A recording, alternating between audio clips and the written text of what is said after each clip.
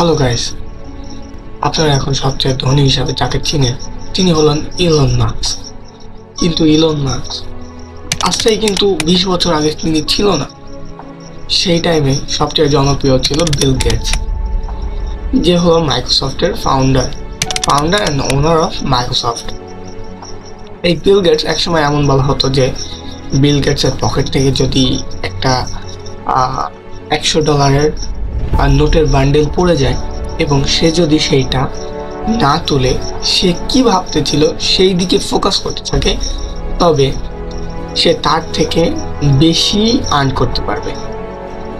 কিন্তু সেই বিল গেটসকে কিভাবে টক্কর দিল ইলন মাস্ক। সো শুরু করা যাক।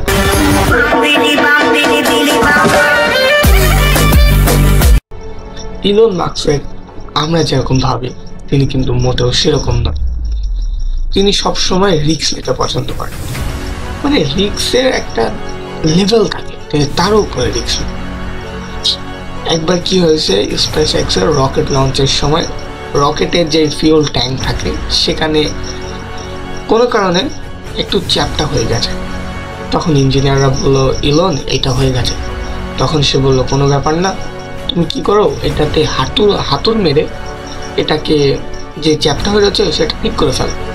বললো, এটা মারলে তো হাতুড় মারলে তো এখানে কানা হয়ে যাওয়ার, ছিদ্র হয়ে যাওয়ার সম্ভাবনা আছে। বললো, সমস্যা নয়, ওটা ঝালাই করে দিও। সবাই তো অবাক, কি রে ইলন মাস্ক কি বলো, কি পাগল হয়ে গেল নাকি?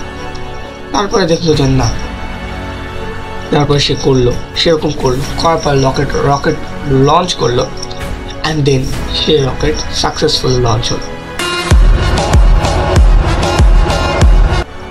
এর থেকে বোঝা যায় যে যদি সে সেই দিন রিস্ক না নিত তবে ইলন মাস্ক আজকে biggest richest person in the world হতো না।